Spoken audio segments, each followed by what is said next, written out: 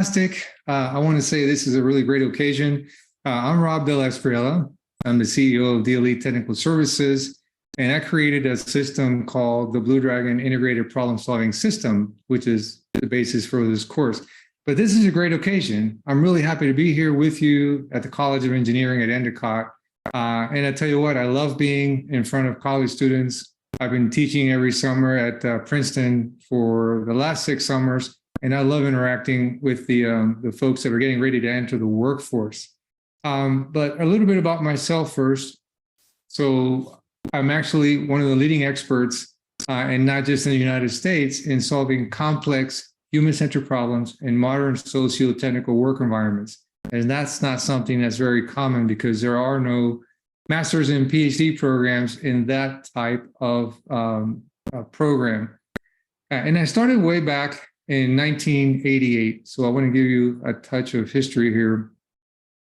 In Japan, post-World War II, the Japanese Union of Scientists adopted Mr. Edward Deming's teachings. And since then, they've been awarding a Deming Prize medal to those companies that have exhibited stellar qualities in total quality management. When I got out of the nuclear submarine force and went to commercial nuclear power plants, I was put on a Deming team, and there my job was to become a root cause subject matter expert, a problem-solving expert. And since that time, I received all kinds of training in solving complex problems. But I want to say one of the things I'm most proud of, and I'll throw this up here, see if you can see it. Not too many people in the world have their own commemorative Deming medal on their desk, because there's very few companies outside of Japan that ever won the Deming Prize. So fair to say, I've been doing this for a very long time. I use it at the Nuclear Regulatory Commission, where I was a regulator at nuclear plants. I've visited over 20 nuclear plants and inspected them in an oversight capacity. And after about 20 years of that, I went to the Department of Energy, where I've been a senior policy advisor at their sites for things like high-level waste repositories and processing uranium, converting depleted uranium into uranium oxide powder, and very complex, very dangerous operating environments. And my job was always to help them solve their big issues, their big problems. But I have to tell you this, it's very difficult to solve certain types of problems because they involve the human element. And humans are an infinite variable. They add infinite variability to any problem. And so what you're being taught in college, the kind of problems you're being taught to solve, whether math, science, and so on, that's not a lot of the problems in the real world. And I want to give you this little story from my own background. So I graduated from college with a degree in civil engineering.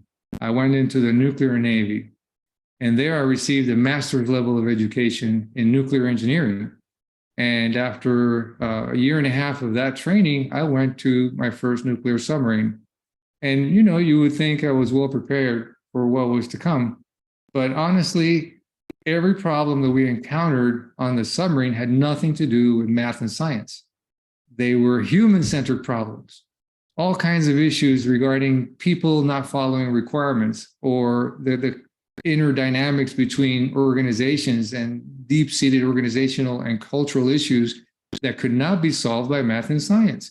If it wasn't because we had seasoned veterans, they were chiefs and senior chiefs and master chiefs, and they had seen a lot of these issues over their lifetime, that's the only reason we were able to solve some of these issues. So there's clearly something missing in my education, even at the master's level. And it took me decades to figure it out. It took me decades to figure out the missing ingredients had to do with critical thinking and complex problem solving, 2 of the most important soft skills you could ever learn. And frankly, I don't think that we get that in mainstream academia. And we should be getting that from an early age.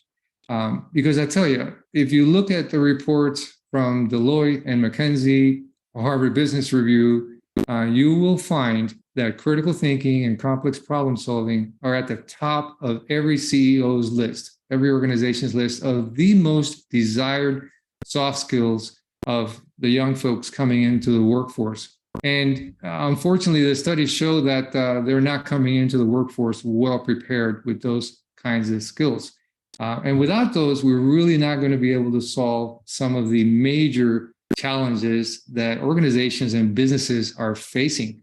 I'll give you these really simple statistics. They're actually in the coursework, or you'll see them later. Let's talk about the cost of these recurring human-centered problems year after year. And I'll give you just two examples. Let's talk about the healthcare system in the United States. From the Journal of the American Medical Association, they tell us that the annual recurring cost of waste, fraud, abuse, and mismanagement in healthcare is almost $1 trillion per year. Now let's switch over to IT. The cost of poor software quality per the CISQ, an organization that publishes reports every 2 years. In 2018, the cost of poor software quality, and as you know, we spend a lot of money on software worldwide. Just in the United States, the cost of poor software quality in 2018 was $2.8 trillion. In 2020, it was $2 trillion. And in 2022, it was $2.41 trillion. You add those two up and we're over 3 trillion and we just barely got started. Now let's talk about the waste in the Department of Defense and elsewhere. Why are these recurring issues going unsolved, unchallenged year after year after year with these amazing costs? It's because we don't know how to solve them. Society in general is facing some huge challenges that just span generation after generation. We're not closer to solving any of these problems. And I'm sure you'll recognize these things like homelessness and global warming, obesity, immigration, mass shootings and gun control, spending and inflation, the rise in crime, and how about the rise in drug use and fentanyl use among young people? It takes some very different and special skills to solve these kinds of problems. And again, are we doing a good enough job in academia? I didn't think so.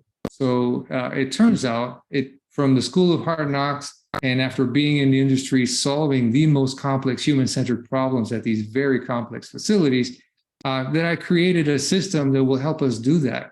And that system is allowing us to tackle complex and even wicked problems. For example, I was just asked by a congressman from Tennessee to help go solve the literacy issue in the state of Tennessee elementary schools. That is a truly wicked problem, and a kind of problem that is very difficult to tackle and is not something that you're going to throw math, physics, metallurgy, or thermodynamics at. These are very different problems requiring different soft skills. So now let's focus on you.